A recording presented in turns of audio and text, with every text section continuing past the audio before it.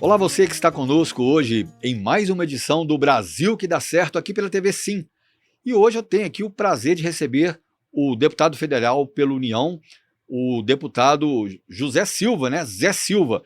E o Zé Silva é agrônomo, é um homem do campo. O Zé Silva é a roça que dá certo, é a roça que deu certo. E ele vai contar um pouquinho para a gente da história dele, né? Ele já está no seu quarto mandato, ele é o líder, né, do governo de Minas Gerais no Congresso Nacional e ele está conosco para fazer aí realmente esse nosso Brasil que dá certo, dá mais certo ainda. Boa tarde, deputado José Silva. Boa tarde, Flávio. Um prazer falar com você, falar com todos que estão nos acompanhando. Pois é, eu sou lá do Bico do Triângulo Mineiro. Eu até falo que se eu fosse outro bicho, eu era peixe, sabe? Porque eu nasci num lugar onde encontra o Rio Grande e o Rio Paranaíba, Olha, lá no Biquinho do Triângulo Mineiro. Fui criado na área rural, grande parte da minha juventude. Minha mãe trabalhador da roça lá, meu pai retireiro, amassador de cavalo. mas não conta tudo assim não, rápido assim não. Não, é? Calma, não, nós Ué, temos que mas começar é, devagar. Para a gente fazer o Brasil que dá certo, eu falei que o senhor vem da da roça. roça que dá certo. Pronto, essa Aliás, roça deu certo. aliás, deputado, a roça sempre vai dar certo, né? Porque a roça é como se fosse a nossa provedora, né? Dos alimentos, até do carinho. A roça é uma exportação de coisas boas, né, deputado? Eu queria que o senhor contasse, então, já começando mesmo, um pouquinho sobre a sua infância, esse cheirinho do campo, esse cheirinho da roça, como é que foi a vida do deputado até chegar a ser um grande agrônomo e depois a área parlamentar? Como é que começou lá no campo? Bem, Flávio, Sua cidade? minha cidade é uma cidade pequenininha, era distrito de Iturama, é a cidade maior de Iturama, que é a primeira cidade lá do Pontal do Triângulo, emancipou Limeira, Carneirinho, União de Minas. Eu nasci no meio rural, a minha juventude lá. A minha mãe e meus pais não tiveram oportunidade de ir na escola, e mesmo com essa barreira, né, naquele momento do Brasil, ela que me alfabetizou, então já fui para a escola formal, já mais velho, já tinha quase 9 anos. Essa ida para a escola era a cavalo, naquela época não tinha lousa. Aí voltando para a modernidade, né, o Toquinho falava que era a música da casa, que não tinha janela, então Sim, não tinha sim. teto. Então lá a escola não tinha lousa, a carteira era um pedaço de madeira que ele era serrado, então uma parte era onde você escrevia, outra parte onde sentava. Então, negócio bem interessante. E fui registrado aos 11 anos de idade, porque meu pai, quando eu era com 6 anos, ele teve um câncer de mama, que era raro em homens, né? Olha só. Por isso que eu fiquei mais tempo na roça, mas isso me ensinou, né? E na roça, eu falo que hoje eu tenho um neto já de 6 anos, eu procuro sempre levar para a roça, porque na cidade os sons são os mesmos, os barulhos, sabe? O ambiente é mais fechado. Eu falo que quem é criado na roça tem assim, uma amplitude de conhecer. Conhece que é o barulho dos pássaros, do vento, da árvore, o berro das vacas, o rinchar dos cavalos, sabe, o berro do carneiro, né? Sim. Então, essa diversidade, eu acho que ela nos ensina e me ensinou muito. E a única maneira de comunicar naquela época era o rádio, né? Então tinha o rádio lá e eu falo que aí a gente aprende até poeta, né? Eu passei a escrever poesias, Que porque bacana. aquela vivência no campo ali, muito gostosa, e isso me motiva até hoje. Por isso que eu escolhi fazer agronomia e trabalho com agricultura. Tem um ponto que é importante, né? Nos primeiros meses de gestão do governador Zema, eu numa reunião, e ele falou que eu abri 550 lojas, sabe? Com isso, menino, foi o governador, coloca uma vírgula aí, porque eu, desde presidente da Emater e agora no quarto mandato de deputado, eu já andei mais de 2 milhões de quilômetros. Então, conheço, como diz a música sertaneja, cada palmo de Minas eu conheço bem, porque eu conheço todos os municípios, e não só ainda a cidade, né? Eu entendo os bairros rurais, as comunidades rurais, o distrito, as vilas, e é nessa saga, dessa escutatória, que me motivou também a ir para a política. Deputado Zé Silva, que é como ele quer ser chamado, Zé Silva, deputado Zé Silva. Entrando já nessa área política, né, o senhor se formou em agronomia, falou comigo aqui em off que foi em Goiás, né, que o senhor estudou, Goiânia, né? Goiânia, a Universidade Lá, Federal de Goiás, que é a sede em lá em Goiânia. Goiânia. Então, eu queria que o senhor falasse o seguinte: esses barulhinhos, né? Esses barulhinhos da roça que o senhor se acostumou a escutar e a interpretar desde novinho, desde criança, construíram um pouco da essência do Zé Silva. né? Esse contato com a terra, com os animais, com a produção, com o leite, né? Você é aquela criança que cheirava mesmo a leite, né? Que estava lá na roça, né? Com seu papai. Como que isso pautou a sua vida? Como é que essa essência pautou a vida de um homem hoje estudado, né? Um doutor na área, uma pessoa que tem conhecimento? Como é que isso foi moldando a sua vida até chegar a ser um parlamentar? Como é que a vida pública entrou nisso? O desejo de ser um homem público, de legislar, de estar perto das cidades, dos municípios. Como é que foi isso? Primeiro, para mim, é a determinação dos desafios no campo, né? Então, lá quando eu ficava lá, a cidade mais próxima, 70 e poucos quilômetros, né? Então, o transporte passava 2, 3 vezes por semana, então ter que levantar de madrugada. Naquela época não tinha energia elétrica, então as coisas eram muito mais difíceis. Então isso traz para o menino, para a menina, para a pessoa da roça, para mim traz um ponto que, primeiro, a autenticidade, né? A autenticidade é um princípio muito importante que eu cultivo ele muito bem. O outro é essa a capacidade, até tem um escritor que falou que o homem da roça, o homem do campo, antes de tudo, ele é um forte, né? Então, a gente aprende na roça essa resistência, mas também aprende o que o mineiro aprende muito com a própria natureza de ser maleável, quando, como o vento que bate nas árvores ali, ou, às vezes a árvore é muito forte, o galho da árvore ele tem que se moldar, entortar. Às vezes uma árvore ela entorta um pouquinho para conviver com a outra, né? Então isso eu levei para a escola, né? Eu disse que eu fui para a escola já mais velho, ia a cavalo, então até escrevia poesia quando ia para a escola, via às vezes as árvores, os animais ali. E na universidade foi num momento muito fértil da vida brasileira, democrática. Eu formei em 88, então na época das diretas já eu estava um dos estudantes, então me considero um dos filhos da democracia. Então quem quase não estudou, quem o pai sobreviveu um câncer ali, e lutou muito para me fazer a universidade, né? E depois entrei para a Emater, minha esposa também, sabe? Comecei trabalhando, olha que é só desafios, né?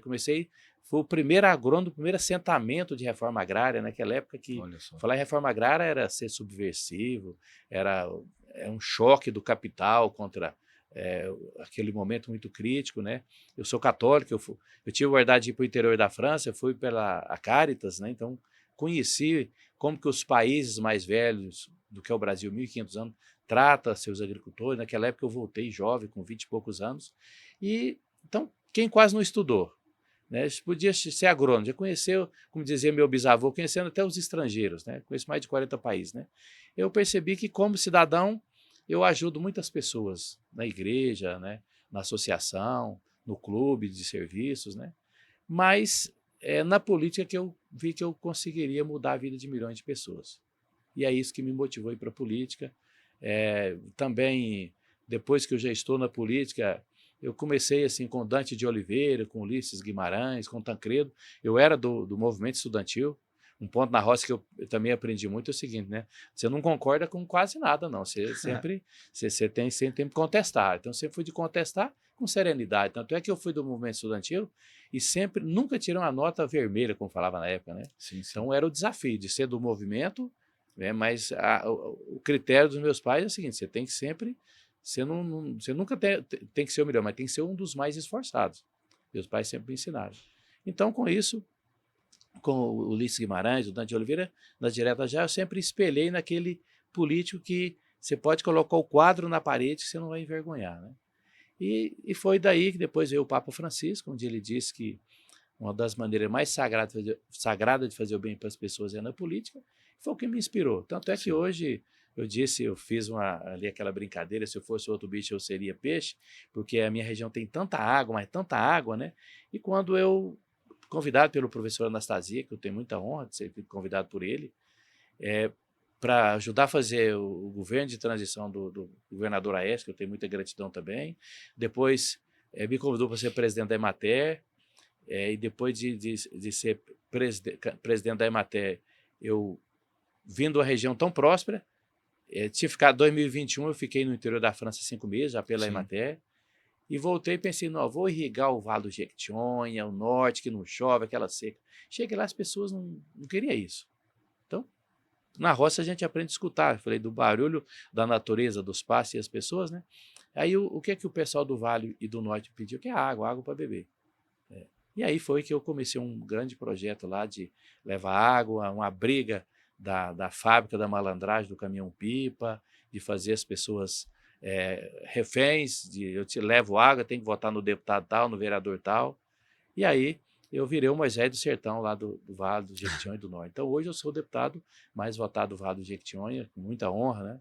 Eu aprendi a gostar das pessoas do Vale, dos desafios, aliás, de todos os mineiros, mas estou contando essa, eu Sim, diria, claro. eu sou de uma região muito próspera, uma região que tem muitos desafios, e me encantei tanto pelo desafio e pelo pessoal de lá, que hoje eu me sinto de lá como eu sou do Triângulo. Gostei da expressão Zé Silva, o Moisés do sertão, o Exato. Moisés do Triângulo, né? Do Do, Triângulo do, não, ser- do, do do sertão, Vale, do do Vale de Norte. Jequitinhonha. Isso aí foi cunhado por uma colega sua de profissão, uma grande jornalista de Belo Horizonte. Eu, terminando a gestão da Emater, o professor Anastasia já tinha me chamado, me convidado para o desafio, e desafio a gente não questiona, a gente aceita o desafio, Sim, né? isso aí. E aí começaram a questionar pelo trabalho que nós fizemos, de transformamos a Emater Minas, a Emater que antes, diz uma agricultora lá de Patis, a Vera, né? Ela veio aqui em Belo Horizonte, nunca tinha vindo em Belo Horizonte, falou: o Zé Silva, a Emater ficou tão boa, porque antes ela dava a receita, fazia o projeto, hoje ajuda a tirar o projeto do papel, né? E foi nessa época de tirar o projeto do papel que essa colega sua jornalista, que é aberta, né? Cientista política, hoje ela é muito conhecida, né? Foi lá, me entrevistou e será se eu estava usando a Emater para fazer política? Não, eu estou usando a Emater como uma escola para fazer política de Estado, né? Não é política de fazer favor para as pessoas, mas que mudar a vida das pessoas. Por isso que criamos esse sistema libertador. E ela publicou essa matéria e de lá para cá virou um propósito de vida meu, né? Nós Levar temos, água. nós temos interesse também em esclarecer, sabe, deputado, muitos de nós não sabemos o que é a Emater. Explica para a gente, aí olhando aí para a nossa Câmara da Verdade, conta um pouquinho, o senhor que foi ex-presidente, só é ex-presidente da Emater, explica um pouquinho a função da Emater no governo, para os brasileiros e um pouquinho da sua atuação na Emater para a gente. Bem, a Emater, ela foi criada em 48, ela era uma entidade não governamental, e a Emater, ela é uma escola. Só que é uma escola onde a sala de aula são as comunidades, as lavouras, as criações. E quem trabalha na Emater é diferente de um agrônomo que trabalha em outra empresa, que são importantes também. Porque as outras empresas trabalham ensinando a regular as máquinas, plantadeira, a Emater trabalha com as famílias, para as pessoas serem felizes, para preservar o meio ambiente, produzir. Então é educação não formal. E foi aí que eu me encantei e sou de uma linha da Emater que nós somos do construtivismo. Não é o agrônomo, não é o menino que saiu da roça, fez agronomia, virou um cientista da roça que sabe tudo. Mas a Emater trabalha o seguinte: é aquele agricultor que sabe, como é a questão do queijo artesanal, é um saber que só aprende com a vida, que é a sabedoria, e chega o cientista da roça, né, o agrônomo, o veterinário, e constrói um novo saber. E aí, a Emater é a mais antiga das Ematérias do Brasil, vai fazer 78 anos agora, dia 6 de dezembro do ano que vem, e hoje ela ajudou a fazer com que as terras que só servia para criar passarinho, ou ter um capim de campo, não servia para nada, são as mais prósperas do mundo, competindo com as terras dos Estados Unidos, da Europa, da Ucrânia, não tem as terras mais férteis do mundo. E o senhor hoje é líder do nosso governo lá no Congresso Nacional, né? Pela União Brasil de Minas Gerais. Eu queria que o senhor falasse um pouquinho agora. A gente está falando de terra, de essência, de cheiro, de barulho. E a gente pode tocar em uma outra coisinha que vem da terra, que são as raízes, né? O senhor tem raízes mesmo, fincadas em Minas Gerais. O senhor falou que conhece praticamente todos os municípios de Minas Gerais, né? Que o senhor falou. Praticamente conheço todos os Não, municípios então e vamos falar direito. O senhor conhece todos todos. os municípios, e não só a sede do município, mas também os distritos, as vilas, os Os, povoados, né? Por isso que quando eu falei, você me fez também a pergunta de por que eu decidi ir para a política, eu falei que o Papa Francisco diz que a maneira mais sagrada de fazer o bem para as pessoas é pela política. Eu estou entre os parlamentares que mais aprovam leis no Congresso. Porque uma lei, ela não muda a vida da minha família, nem a minha, muda das pessoas e sim. muda de todos os brasileiros, né? E foi assim que na pandemia eu fui relator da primeira lei remota aprovada no mundo. Eu estava aqui em Belo Horizonte, eu moro no bairro Buritis, e a gente fazia um revezamento a cada 15 dias, os líderes dos partidos, eu líder do partido, ia para Brasília, Eu não sabia, aquela pandemia, perdendo pessoas queridas, pessoas amigas, o que fazer. E um dia, um dos agricultores do Vale do Jequitinhonha me liga e falou: Zé, eu estou te ligando porque eu não estou aguentando mais jogar fora as minhas verduras que eu estou produzindo. Eu falei: mas você está jogando fora por quê? Ele falou: porque eu entrego para 15 escolas aqui da região e elas estão fechadas. Aí eu brinquei: eu gosto muito de churrasco, gosto de ver, mas eu gosto muito de churrasco. Ele falou: Zé, eu não estou brincando. Eu já ajudei a te eleger 3 vezes. Por que você não reúne os deputados aí e faz uma lei que, em vez de entregar essas verduras, esses mantimentos que eu entrego para as escolas, que não tem aluno, eu entregar para os pais dos alunos? Você que mora aí na capital, a maioria da cidade média e grande, igual onde você está morando, os alunos ele tem fome, não é só da cabeça não, é da barriga mesmo. Rapaz, aquilo ele me chocou, eu falei: não, eu estou brincando, né? Fui como líder do partido, reuniu mais de 170 deputados, fez um projeto de lei e eu aprovei, fui relator da primeira lei remota aprovada, porque o Brasil foi o primeiro país do mundo a ter as reuniões do Congresso Nacional de forma remota, que é, como diz minha mãe, pela internet. Sim. E aí aprovamos essa lei e todo dia durante a pandemia entregou para as famílias de alunos, de 42 milhões de famílias de alunos das escolas públicas do Brasil. Então aí vem o comprovado. Por que a política, como diz o Papa Francisco, é a maneira de fazer o bem? Como que eu, que quase não estudei, mas tem essa raiz fincada lá na terra, que me deu assim toda a paciência e todo de poder escutar as pessoas, né? Se eu não fosse ouvir esse agricultor, como é que eu iria ajudar? Todo dia as pessoas morrendo, perdendo 200 queridos, 42 milhões de pessoas receberam o alimento que era para ir para a escola, Né? direto. E mais ainda, falo, e produzido pelos agricultores familiares, que é a razão da existência da Emater e do meu trabalho, né? Da minha esposa, que nós dois trabalhamos juntos na Emater Qual é o mais de nome da 30 anos. esposa do senhor? Marinalva, né? Manda um abraço aí para ela, né? Ô, Marinalva, minha esposa, né? Parceira querida de caminhada. Que bom. O Júnior, que é o mais velho, o Vinícius, o mais novo, né?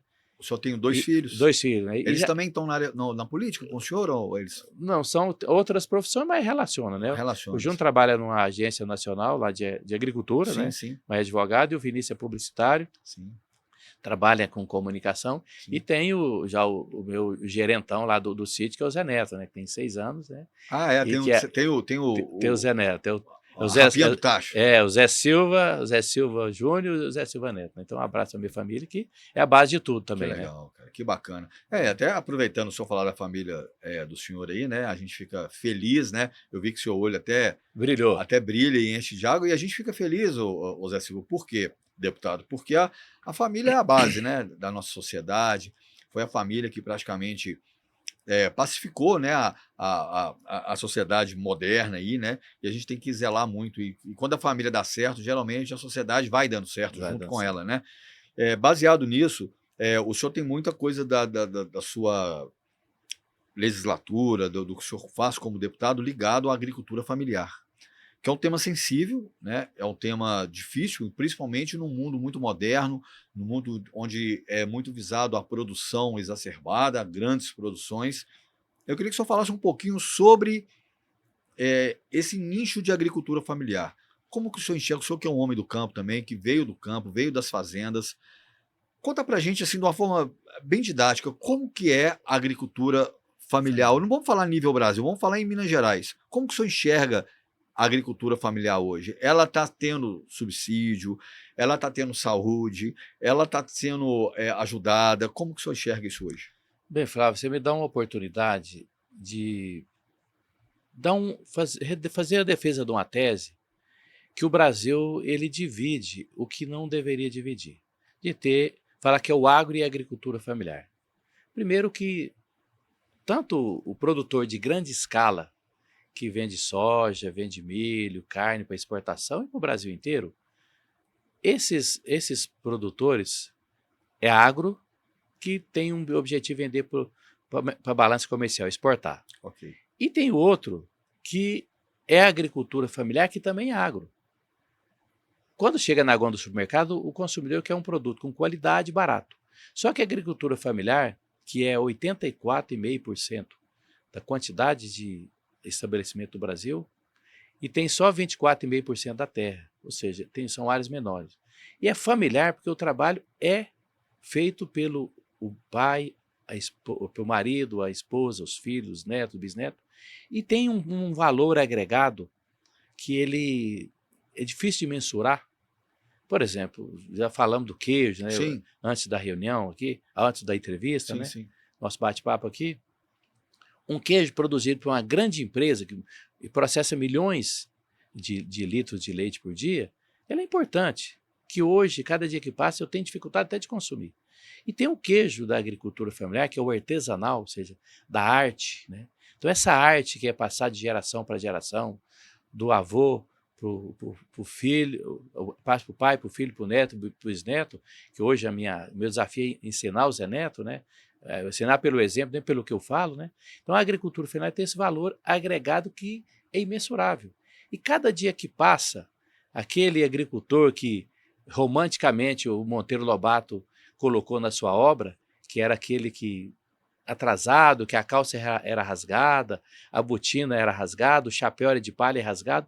Hoje não, o agricultor familiar ele é tão competente em termos de produção e produtividade quanto um que tem que tem 1 hectare com um que tem 1.000 hectares, ele tem a mesma competência.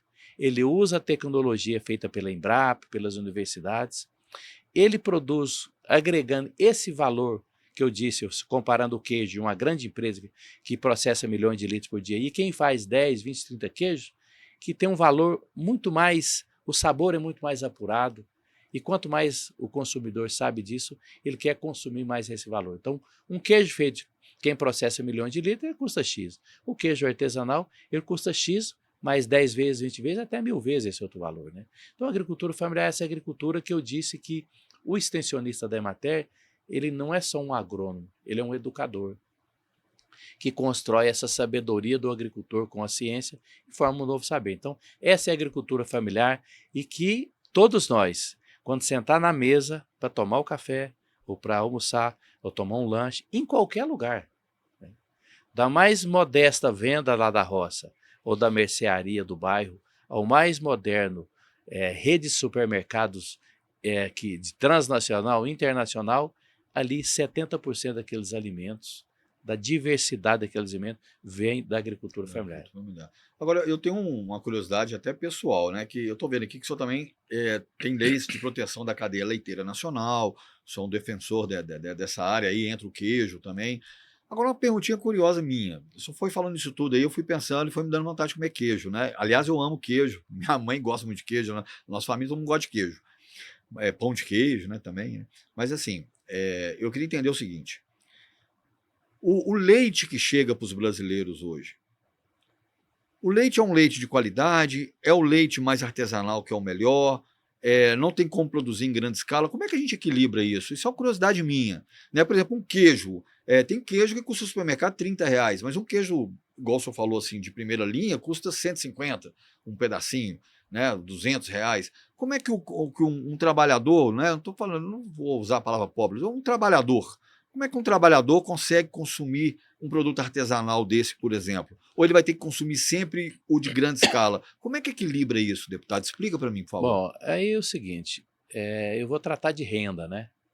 Tem aqueles que têm uma renda que precisa, inclusive, da mão do Estado brasileiro, Uhum, que com as políticas sociais, o Bolsa Família, sim. tantos outros.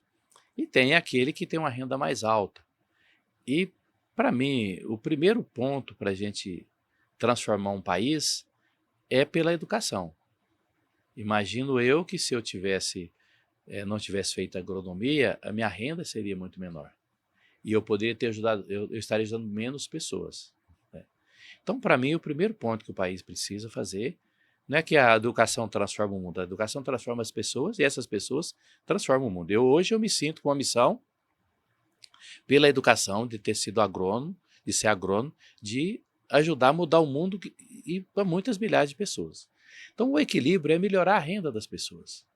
E a melhorar a renda das pessoas, você disse muito bem, é preciso que quem consome esses produtos artesanais de alto valor agregado, que no caso do queijo tem o selo queijo artesanal, que é uma lei da minha autoria, que os primeiros que receberam esse selo, queijo de Minas Gerais e também do Rio Grande do Sul, foram os 2 estados primeiros que receberam, até porque o deputado Alceu Moreira do Rio Grande do Sul é meu parceiro nessa lei, eles vendiam o queijo a R$ 80 o quilo, o outro vendia a 45, esse de 80 custa 260, esse de de 45 está custando R$ 120. Então é preciso que a minha luta é para que todo brasileiro, todo cidadão possa comprar esse produto de maior valor agregado. Então esse equilíbrio é o desafio do Brasil, é o desafio da política. Mas é preciso que nós, como eu disse, nós tenhamos os dois. Mas à medida que a humanidade vai evoluindo e o país vai evoluindo, eu tenho certeza que essa justiça social ela vai acontecendo. Cada dia que passa nós melhoramos mais ainda. Pois é, tem a questão também, além do leite, das verduras, do agro e da pecuária em si, tem a questão também dos minerais e das terras raras, né? O senhor também atua bastante nessa área. Eu queria que o senhor explicasse um pouquinho sobre esse tema para a gente. Como é que o Brasil se protege hoje? Como é que o Brasil está pensando nesse celeiro que ele é, né? Não só de alimento, não só de produção pecuária e agropecuária, não só na agropecuária, né? Eu queria que o senhor explicasse para a gente como que o Brasil pensa hoje esse futuro, que são os minerais críticos, as terras raras. Nós estamos preparados, deputado, para fazer com que isso se transforme em prol da sociedade brasileira, se transforme em PIB, que isso não seja, por exemplo, muitas vezes como a mineração, que acaba que o brasileiro muitas vezes não vê acontecer, não vê as coisas acontecendo. O que o senhor teria a dizer sobre isso para a gente, Zé Bem, Silva? Flávio, primeiro viu a minha trajetória, a legitimidade do agro, e eu fui forjado pela história a ser o presidente da comissão que investigou 4 anos a tragédia de Brumadinho, que 372 pessoas perderam suas vidas e muitas famílias ficaram desamparadas. Quando eu entrei na mineração, eu fui procurar no mundo onde tinha acontecido tragédias como essa e onde no mundo tem mineração, que é uma riqueza de toda a população de um país. Isso transforma. Primeiro, uma mineração que não pode matar as pessoas e nem destruir o meio ambiente. Essa é a mineração que eu defendo, que é sustentável. Então eu me especializei ao longo desses últimos 7 anos em mineração. E aí eu sou autor da lei, e as leis que eu consegui aprovar, elas todas partem de um estudo científico. Então foi feito um estudo científico, sou autor da lei da Política Nacional de Minerais Críticos e Estratégicos, que inclui as terras raras. Mas quando fala de terras raras, de mineral, eu vou começar lá da roça. Por que o Brasil é um país gigante e nós vamos ser o segundo país do mundo em relação às terras raras? Por que vamos ser o segundo? Porque o primeiro é a China, que tem as reservas de 42 milhões de toneladas de terras raras, e o Brasil tem 21 a 22 milhões. Tem a metade, praticamente. Metade da que a China tem, que tem a maior parte. Só que a China processa 96%. Então, para a gente reduzir a dependência de comprar adubo, para que essas pessoas da renda mais baixa possam comprar o alimento barato, como nós tratamos aqui, é preciso que o Brasil, ao invés de fazer igual o minério de ferro, que pega as riquezas nossas, manda para a China e compra o aço muito caro, por isso que as nossas casas são mais caras, os carros são mais caros para as pessoas de renda mais baixa poder ter um veículo, né? Então, por isso, então, as terras raras, a minha lei, ela garante, é como se fosse uma escada, que quanto mais as empresas que aproveitar essas terras raras e fazer o processamento do Brasil, para o adubo chegar mais barato, resolver a dependência do mundo, do telefone, desse microfone que nós estamos falando aqui, das fibras que chega a comunicação, e a comunicação das redes sociais para cuidar da saúde, da educação, aproximar as famílias, poder falar, em vez de falar, mandar um recado, mandar uma carta, poder ligar de vídeo. Eu ligo em qualquer lugar do mundo, eu falo com a minha mãe, que tem 87 anos, falo com o meu neto, falo com um amigo, né? Então, essas terras raras é para que todo mundo tenha essa tecnologia na mão, todo trabalhador tem essa tecnologia. Fazer o exame, hoje eu fui fazer, olhar minha arcádia dentária, meus dentes, tive que fazer os exames, o equipamento mais moderno que faz uma tomografia, ele tem essas terras raras. Então, são esse conjunto desses minerais que o Brasil, fala que Deus é tão bom com o Brasil, né, que o Brasil é um dos países mais ricos do mundo. Eu fiz um projeto que foi aprovado, e olha que foi aprovado não é de qualquer jeito, não. Nesse tempo, que nem 2 especialistas em política, um que xinga o presidente atual, outro xinga o ex, fica nessa xingaiada danada, e eu falo bem, não, e piora só o Brasil. Sim. Olha, todos os partidos políticos, aliás, só teve 2, né, partidos políticos, mas todas as tendências lá, do PT ao PL, todos votaram favorável ao meu projeto. Olha só. Ou seja, o Brasil sentiu a responsabilidade, porque nós aprovamos na quarta noite, que na quinta o presidente brasileiro estava com o presidente dos Estados Unidos. Sim. E o que o presidente dos Estados Unidos interessa o Brasil? Ele interessa nas nossas terras raras, que eles não têm como o Brasil tem. Sim. Então, por isso eu fiz uma lei aprovada por mais de 400 dos meus colegas deputados, que vai para o Senado, espero que o Senado aprove rapidamente, que o presidente da República estava esperando a lei ser aprovada. Então, aí volto no Papa Francisco, tanto que a política é abençoada, né? Imagina eu, que quase não estudei, ter a lei mais importante da minha vida. Eu vou completar 17 leis que eu sou autor ou relator, e olha que é difícil aprovar uma lei no Congresso Nacional, sem entrar no mérito, mas, por exemplo, o ex-presidente Bolsonaro, tem respeito por ele, respeito por presidente Lula, para mim, foram presidentes, ele tem o mérito dele, ele nunca aprovou uma lei no Congresso Nacional. Tem muitos deputados importantes aí, faz e acontece, nunca aprovou uma lei. E não, eu estou aprovando a lei mais importante do ano. Eu lutei muito, sabe, eu falei, para aprovar ela antes da COP, que é a Conferência do Clima, que aconteceu. Não aprovamos antes da Copa? A da Copa, vamos aprovar antes da Copa. Eu estou lutando para aprovar antes da Copa, né? Aprovamos na Câmara dos Deputados. Mas Então essas terras raras é o seguinte, é para o Brasil ser um país gigante e a mineração deixar de ser aquilo que prejudica o meio ambiente, risca a vida das pessoas para vir trazer esperança, trazer vida para as pessoas. Tá, isso que eu queria que você explicasse assim, para a gente. O que a lei propriamente diz? Ela garante alguma coisa?Ela garante o quê? Soberania? Ela garante exploração? Ela garante mercadologia? Olha, garante o seguinte, você vai, eu não falo nem explorar, você vai aproveitar as terras raras, por exemplo, de Poços de Caldas, do Vale do Jequitinhonha, que é uma região mais desafiante de Minas, porque não chove, tem lá o lítio, que está em todos os equipamentos, né? Você vai aproveitar, vai, então tá bom. Nós vamos te autorizar. Só que aí tem um conselho, que tem ministérios, tem representantes da sociedade civil e de empreendedores, nós criamos um comitê, nós vamos te dar o ok para você fazer isso. Só que é o seguinte, para você ter ok, você vai ter que, primeiro, contratar os trabalhadores lá da região, você vai ter que ir lá conversar com a comunidade, ela vai ter que entender e também homologar essa sua atividade lá. Hora que você tirar essa terra rara lá da nossa terra sagrada, lá do Vale do Jequitinhonha, de qualquer lugar de Minas do Brasil, se você tirar ela e mandar do jeito que está, nós não vamos aprovar. Você vai ter que, pelo menos, peneirar ela, juntar ela, vai ter que processar, fazer o fio, né, fazer o chip já direto aqui no Brasil. Aí nós vamos, inclusive, te dar financiamento. Né? Outra coisa, se você faz respeitando o meio ambiente, nós vamos te dar um selo de sustentabilidade. Com esse selo, você vai abrir mais mercado para o Brasil. Ou seja, criamos uma série de critérios, igual você chega numa escola e fala, ó, o aluno que tirar nota de até 5, a nota é azul. De 5 a 10, já, né? Quanto maior a nota, mais reconhecimento. Agora, quem vai poder explorar isso? Quem são os investidores? Qual é o grupo? Qual que é a holding? Qual é a empresa que vai explorar isso? É uma empresa brasileira? É uma empresa mista? Ela é estrangeira? São portugueses, espanhóis, ingleses, chineses, franceses? Ou serão os brasileiros? Quem que vai ter... porque hoje em dia, só para terminar, deputado, hoje em dia a gente sabe que existe muitas holdings, né? As empresas gigantes geralmente têm capital estrangeiro envolvido, ok, está tudo certo. Mas eu quero entender assim, isso ficará na mão do Brasil, de certa forma? A lei está garantindo isso? Como é que o senhor pensa essa situação? Ou se não tem nada a ver com o que eu estou falando? Não, tem a ver e muito. Isso, primeiro, eu tomei muito cuidado, e já tem um ano, esse projeto meu é de 2024, que foi feito esse estudo. Eu vim, inclusive, tentando calibrar com o próprio governo o que o governo fala, o que os deputados falam, para ter uma linha técnica, né? Qual que é essa linha técnica? A gente tem que tomar um cuidado para o seguinte, em defesa, eu sou da época a Petrobras é nossa, eu fui para as ruas e defendo, tem que ser nossa, a riqueza é nossa. Mas foi calibrando o seguinte, a lei tem que equilibrar a soberania nossa. O que é a soberania?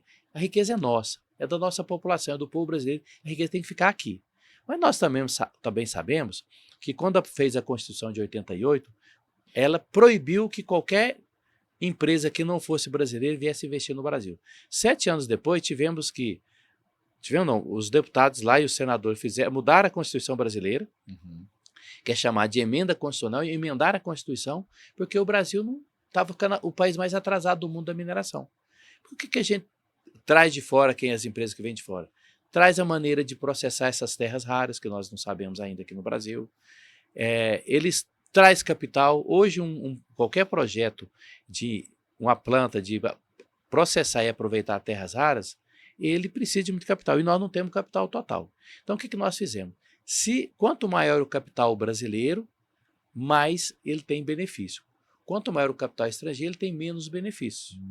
Mas o capital estrangeiro está convidado a vir investir. Foi isso que o presidente brasileiro chegou lá e falou: presidente Trump, vai investir no Brasil, lá você está num país que ele cumpre o que trata, ou seja, nós respeitamos os contratos, nós não temos conflitos com nenhum país, nós falamos com todos os países do mundo, só que é o seguinte, lá você tem que respeitar as nossas leis. Não é o presidente americano dizer, eu vou lá no Brasil fazer uma lei como ele está fazendo, como ele fez com outros países, não. Aqui manda nós. Vai investir lá, você tem segurança, ninguém vai mudar de uma hora para outra, vai tomar empresa como faz alguns países. Mas lá a lei que manda é a brasileira. E a minha política, meu projeto é isso. Vem investir no Brasil, você tem segurança. Mas processa aqui, não vai fazer igual o ferro, que a gente manda o minério e compra aço caro, não. E a população brasileira, ela vai ver a cor desse investimento, deputado? Olha, se a população brasileira não vê a cor em saúde, em educação, estrada boa, de qualidade, poder ter lazer, não vale a pena. Eu não ia fazer uma lei para fazer isso. Então, por isso que a lei ela foi feita a partir de um estudo científico, debatida com todos os setores da população e, com certeza, ela vai ser muito diferente do que a legislação atual em relação a outros minerais. Eu citei muito claramente o minério de ferro. Antes de a gente entrar no nosso último tema, né? O tempo passa rápido, né, deputado? É bom Muito falar rápido. do campo, é bom falar dessas coisas é boas, bom, é bom falar de queijo. É bom ter história para contar, É né? bom ter história. E mineiro tem, né, deputado? Tem muito. Nós boa, temos muita viu? história. Que bom, né? É, Faltou a gente ter um cafezinho o aqui, né? trem- Com faltou queijo, né? Ó, café e queijo é de Minas, né? Pois é. Mas, para a gente fechar esse assunto aí das terras raras, dos minerais críticos, eu queria que o senhor falasse um pouquinho, assim, até baseado no que a gente vê da mineração e até os desastres recentes que tivemos em Minas Gerais, tristes, né? Que o senhor também falou que esteve envolvido aí na solução e tal. Eu queria que o senhor falasse assim, essa lei do senhor prevê também um momento diferente agora da palavra que está muito em moda, é quase um clichê, né? Que é a sustentabilidade. Então, a sua lei, os seus projetos, até o senhor sendo um homem do campo também, de origem, de raízes lá no campo, prevê, talvez assim, com primazia, a questão da sustentabilidade, para que não ocorram mais explorações que matem a terra, que devastem a terra, essas coisas todas, né? Sim, com certeza. Essa política nacional, que é uma lei, ela tem 3 pilares muito importantes. Um é a transição energética, porque o que aconteceu com o mundo? Hoje tem enchente, tem ventos, vocês imaginam, antigamente em Belo Horizonte, na cidade, não tinha essas enchentes. Então, é preciso deixar de utilizar as energias que poluem, que os gases de efeito estufa. Teve um período que eu não podia nem ter ar-condicionado, porque o gás do ar-condicionado furava a camada de ozônio e tal. A ciência resolveu. Então, isso é chamado de transição energética. Vou usar energia, por exemplo, solar, a do vento, a do sol, eólica. Sim. Ok, então, essa política nacional, essas terras raras e esses minerais são os mais importantes, são 17 terras raras, são os mais importantes para a gente não ter mais enchente, não ter essas ventanias que está destruindo o mundo inteiro e até aqui no Brasil, inclusive em Minas Gerais. Esse é o primeiro. O segundo é uma redundância, mas as energias limpas, porque esses minerais, eles permitem que a gente tenha, por exemplo, tirar lá desde a mina até o painel que gera energia solar, da mina até aquele moinho que gera a energia do vento, da mina até a bateria do carro elétrico, que não usa o petróleo para ter essa fumaça para poluir. Então, é o segundo ponto, então, a transição, energia limpa. E o terceiro é o que eu disse do adubo. Na volta para a roça, não tem jeito. Você roda, vai para a roça. A roça é a mãe. É a mãe. Então, nós conseguimos colocar, que nenhum país do mundo conseguimos colocar, que o adubo, três adubos. Um que é nitrogênio, que faz a planta ficar verdinha. Okay. Um que é o potássio, que faz a laranja, as frutas ficar bem doce. E o fósforo, que dá mais produção. Colocamos 3 como mineral crítico e estratégico do Brasil. Ou seja, combate à fome. Olha só. Volta naquele ponto que você falou. O trabalhador que tem uma renda mais baixa, ele precisa ter uma alimentação igual aquele tem renda alta. O prato tem que ser o mesmo, a comida tem que ser a mesma que está ali. Então, a lei prevê esses 3 critérios: transição energética, energias limpas e combate à fome. Tem que ter uma esperança que tudo isso, né? O senhor fez o projeto com toda boa intenção, com todo cuidado, com todo zelo, alinhavou. Temos que ter esperança que essas linhas teçam toalhas de mesa para o povo brasileiro. Né? Olha, o Santo Agostinho falou que a lei, para ser boa, ela tem que ser justa e tem que funcionar. Eu sempre procuro aprovar leis, os relatórios nessa perspectiva. Agora, não tem a lei perfeita, porque daqui que eu cheguei aqui, antes de ser entrevistado, vi a tecnologia de vocês aqui, contei que eu tive na China em 2019, vendo que relatando o projeto de chegada ao 5G no Brasil, mas a tecnologia, assim como a evolução da humanidade, é muito rápida. Antigamente era a cada 50 anos, veio o rádio, 50 anos veio a televisão, depois veio a energia elétrica, o telefone, ou seja, era de 10 em 10 anos, 50 em 50 anos, hoje é de 10 em 10 horas você tem uma mudança. Então, sim, com certeza a lei vai ter sempre ser aperfeiçoada, mas a melhor hoje é essa que nós conseguimos. É importante a gente falar isso, o senhor que é uma pessoa que prioriza muito a família, a agricultura familiar, os brasileiros também, não deixa de ter um olhar para o estrangeiro e para os investimentos. O senhor que citou aí Santo Agostinho, citou o Papa Francisco, eu também sou católico, né? Eu lembro de uma frase muito bonita, né, de Madre Teresa de Calcutá, que ela estava numa convenção, salvo me engano, da ONU, isso tem aí no Google e tal, que eles perguntaram para ela como que faria para fazer a paz mundial acontecer. E todo mundo com os tradutores em silêncio, ela só falou assim: vocês querem ter paz na sociedade de vocês, no país de vocês? E todo mundo, sim, sim, qual que é o segredo? Ela falou: vá para casa e ame a sua família. Então, acho que é a base de tudo. A gente falou isso antes, né, um pouquinho. Sim. Mas o Brasil é família. Sim, nós brasileiros somos uma família, os americanos são uma família, os chineses são... Cada mundo tem a sua família, cada partezinha do mundo tem a sua família. E fica parecendo muito romântico dizer assim, né, deputado? Nós perdemos um pouco a essência. Talvez aquela raiz que o senhor tem lá da agricultura, lá, a gente acabou perdendo ao longo dos tempos, fazendo política de forma errada, fazendo leis de forma errada, não privilegiando essa proteção da família, né? Não é excluir as outras pessoas, é proteger o que é nosso. Né? Eu acho que é um pouquinho por aí. E só para terminar ainda esse assunto de minerais críticos, e a gente já vai caminhando para o final do nosso Brasil que dá certo, a gente fica pensando assim, eu queria que o senhor tecesse, eu vou pegar o senhor de surpresa aí, a nossa assessora aqui não vai me xingar não, mas veja bem, a gente estava falando de energia limpa, né? Então vamos falar de energia solar. O Brasil é um país tropical, é um país que pode, talvez só não vai ter mais energia solar do que o próprio sol, né? Por que isso não chegou ainda fácil ainda, deputado, para os brasileiros, né? O que falta para que essas energias cheguem de forma palpável assim para a população no geral, né? Por que ainda não tem uma bateria em cima de um carro que vai gerando ali e ele já vai andando, não precisa nem de carregar?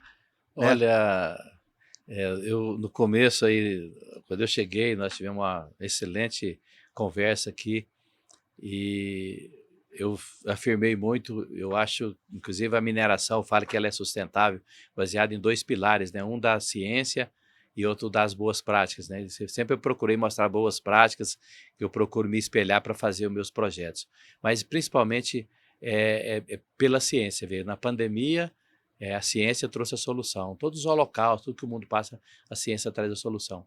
E da mesma forma, a sua pergunta ela é muito inteligente, de visão, visionária, né? E eu acho que as pessoas visionárias são aquelas que veem uma oportunidade lá na frente, no futuro, e ajudam a construir uma ponte para as pessoas chegarem. Para mim, a solução vai vir da ciência também. Porque, você vê, até poucos anos atrás, eu falo de 5 anos, nós não tínhamos perspectiva do Brasil ser a segunda potência do mundo na produção dessas terras raras. Pra você ter uma ideia, até 2030, e hoje nós vamos falar daqui 4 anos, o aumento do consumo dessas terras raras e desses minerais críticos é de 40% do mundo inteiro. Olha só. E eles esperam que o Brasil seja o segundo país do mundo. Quando fala de alimento, até 2050 a população vai chegar a 10 bilhões de pessoas, espera-se que vai precisar de mais 100 milhões de toneladas de alimento, espera que o Brasil produza metade. Olha só, então com isso, para mim... falando de 50 bilhões. Né? Eu falei de pouco tempo atrás, eu falei de 50 anos atrás, às vezes até menos, 55 anos atrás, quando eu tinha 8, 9 anos, que eu levantava de madrugada com meu pai para tirar leite, não tinha energia elétrica. Hoje, praticamente, não tem lugar que não tem energia elétrica. A carta, na agronomia, quando eu fazia agronomia, em 83, 84, mandava uma carta, demorava às vezes 15 dias para chegar lá nos meus pais, né? Hoje, em qualquer lugar onde você está, em poucos segundos você fala com o mundo inteiro. Então, a minha esperança é a ciência, Sim. que preservou a vida, trazendo a vacina, salvando a vida das pessoas na pandemia, e que também vai trazer essa perspectiva desses minerais estratégicos poder, como eu disse, da mina até a bateria do carro elétrico, que um dia vai ser da mina até no telefone das pessoas, né? E agora um ponto que, para mim, é o desafio da humanidade hoje.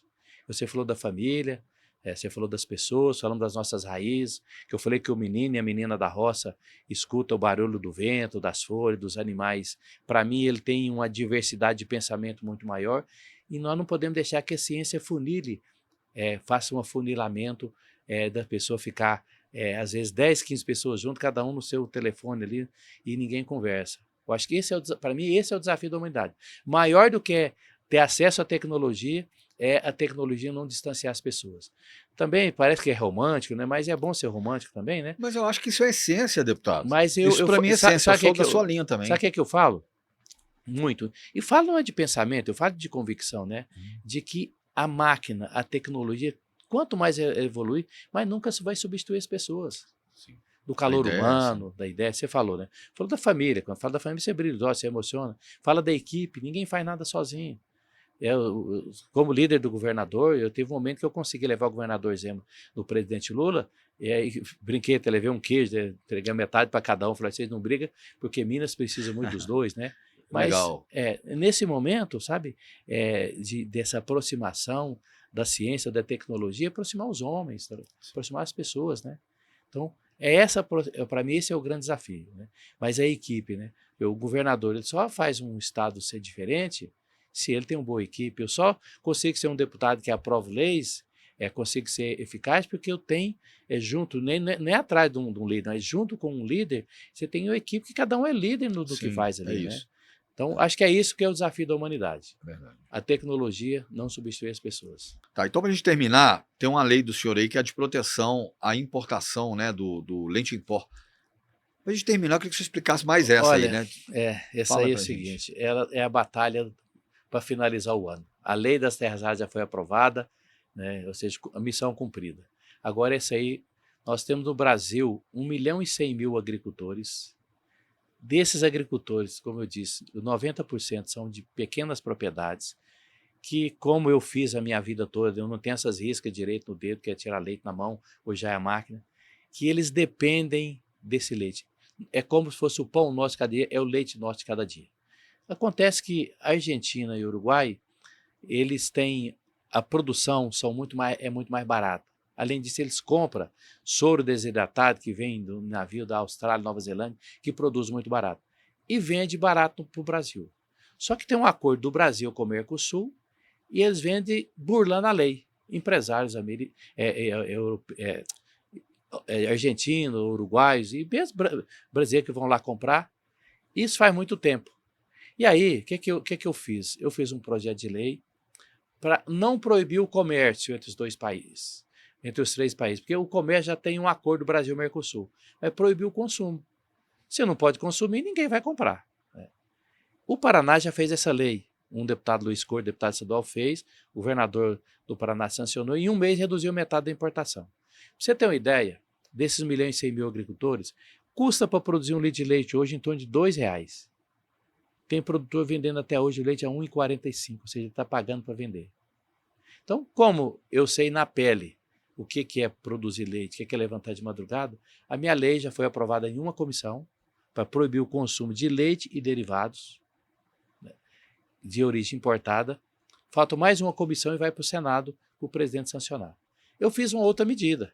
Fiz uma carta ao presidente. Tá na moda fazer carta. Eu acho que até parece que é romântico, mas é muito eficiente. Eu vi muita gente fazendo carta aí. Fiz uma carta para o presidente, coletei, não sei, centenas, milhares de assinaturas para o presidente da República proibir, fechar a porteira do Brasil para não entrar lei da Argentina e do Uruguai. Ele não tomou essa medida. O que o presidente fez, mas o vice-presidente? Abriu uma investigação. A investigação, eu já vi esse filme antes, eu falei isso antes, essa investigação não vai dar em nada, porque quando ela terminar, o leite já derramou, o produtor já quebrou, né? Mas o que aconteceu? Aí, essa semana passada, um grupo executivo da Câmara de Comércio e de Exportação do Brasil, chama GSEX, e da Camerc, uns tanto de sigla, mas é o grupo, a Câmara de Exportação do Brasil, reunido 11 ministérios, comprovou na investigação que realmente tem essa prática desleal, que eles deu um nome difícil, chama dumping. Eu falei, é uma malandragem mesmo, vendendo desleal para o Brasil, sabe? Comprovou. Quando comprova, o que tem que fazer? Colocar uma taxa. Eu falo, você quer vender leite para o Brasil? Tem. Mas leite vindo da Argentina e do Uruguai, se for leite em pó, eles vão pagar mais 120% ou 200%. Eu defendo 200% para não vir leite mesmo, sabe? Como o presidente dos Estados Unidos, tem muita gente que adora ele, colocou taxa no Brasil, né? Só que o que aconteceu na mesma reunião? Decidiram que tem a prática desleal, mas por enquanto não vai colocar a taxa. Ou seja, ficou pior ainda. E aí eu não concordei, né? Muitos deputados, meus colegas, senadores, não estamos concordando. E isso aconteceu semana passada, né? Nós vamos estar no Congresso Nacional e vou continuar lutando, porque qual que é a medida mais eficaz? É minha lei ser aprovada na Câmara e no Senado e proibir a importação. Tomara que o senhor tenha êxito, mais essa lei aí, né? Eu acho que beira aí um pouco. Existe uma linha tênue, talvez, entre o protecionismo econômico e aquilo que é benéfico para o povo, né? E vice-versa. Eu acho que tem que ter uma equação de impostos, para diminuir o imposto para quem produz, para fazer com que os nossos produtores consigam produzir de forma com que eles consigam atender o mercado e consigam chegar com o preço justo para quem vai comprar. E aí não pode justificar esses impostos abrindo para não ter imposto para quem está vindo de fora, não é isso? Não é mais ou menos isso? Você foi num ponto muito importante, né? Existe uma série de medidas que o Estado, quando ele fala Estado, para não falar só o governo, que é independente de quem estejam lá, Estado. Que, por exemplo, tem uma política nacional de apoio à pecuária leiteira. Você vê, leite é da mesma idade da vida, não tem uma política ainda. Também eu fui o relator, aprovou na Câmara e está no Senado. Viu que eu gosto de aprovar lei, né? Sim. Eu fui o relator, aprovou na Câmara e está no Senado. Mas o Senado ainda não aprovou. Tem que ter uma política, né? Desde da raça do gado, da alimentação do gado, do adubo para fazer a pastagem, da máquina para preparar o solo. O governo tem uma lei também importante que tem que vender parte desse leite para merenda escolar ou para os programas do governo. Tem um programa de aquisição do governo federal. Todas são medidas muito importantes e que o governo tem que fazer. Eu falo, o produtor não está pedindo favor nem dos deputados, nem do governo. Pede respeito. E para mim fazer isso é respeito, né? É nossa obrigação fazer isso, né? Não estou falando vantagem nenhuma da gente fazer isso, não. É cumprir a nossa responsabilidade.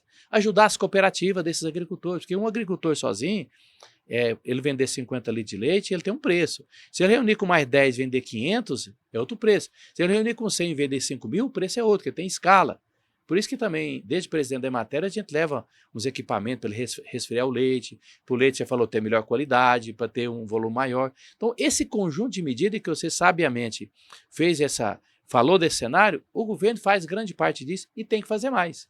Só que não adianta dar com uma mão e a outra ficar parada para não garantir. Você falou, o produtor brasileiro, eu falei, ele não quer favor, ele quer respeito, porque ele tem condição de competir, mas a gente tem que competir de igual para igual. Não posso colocar um time com 10 jogadores e o outro com 6, né? Ou seja, essa desigualdade não pode acontecer. Não pode colocar lá na gôndola do supermercado um queijo que é baseado em essência de leite. E aí, de repente, um outro queijo importado que é queijo puro, sendo que a gente é produtor de queijo, de tudo que é da melhor qualidade aqui. Então tem que ter um equilíbrio, né, deputado? Tem que ter esse equilíbrio. E esse equilíbrio que essa lei da minha autoria busca. Ou seja, nós queremos competir, nós queremos ser competitivos. E o Brasil é competitivo, nós somos um dos países mais importantes da exportação de carne, de leite. Agora a França está morrendo de medo do Brasil, esse acordo Mercosul, União Europeia, porque sabe que os queijos brasileiros, principalmente os queijos mineiros, competem com os queijos de qualquer lugar do mundo, né? Sim. É isso que nós queremos, que é competir de igual para igual. A lei tem que ser justa para todos, né? Eu ficava aqui até meia-noite, né? A gente conversando aqui, até meio-dia. A gente passaria aqui horas e horas. Eu estou cheio de perguntas para fazer para o senhor, mas não vou fazer porque o tempo já estourou, senão ninguém vai nem conseguir decupar a nossa entrevista e não vai conseguir nem fazer os recortes, né, Adriana? É a Adriana, né? Adriana tá aqui, assessora de olho em mim aqui, ela vai me chegar lá fora, vai... Flávio, imagina, né, Adriana? Mas olha só, eu queria que o senhor falasse para a nossa audiência aí da TV Sim, né? Eu queria que o senhor falasse com aquele sentimento daquele menininho que veio do campo, né? lá cheirando leite, com o papai, produzindo, Cheio de bosta de vaca também, bosta viu? de Andar lá no vaca, meio do curral também. sensacional. E É. foi crescendo, foi tomando gosto pela vida, tomando gosto pelos barulhinhos da vida, pelos barulhinhos do interior, pelo cheirinho da terra, né, pelas raízes que o senhor criou na terra. Eu queria que o senhor deixasse uma mensagem, né, para o povo brasileiro, né? O senhor que hoje tem toda, além de ser um parlamentar, 4 mandatos, 5 mandatos já? 4 É mandatos. 4, né? E 8 anos presidente da Emater e Isso. secretário da Agricultura e do Trabalho. Muita Então, luta. esse tempo todo de vida pública, eu queria que você deixasse uma mensagem aí para o povo brasileiro mesmo, né, principalmente para Minas Gerais. O que a gente pode esperar de 2027, depois dessas eleições que teremos agora?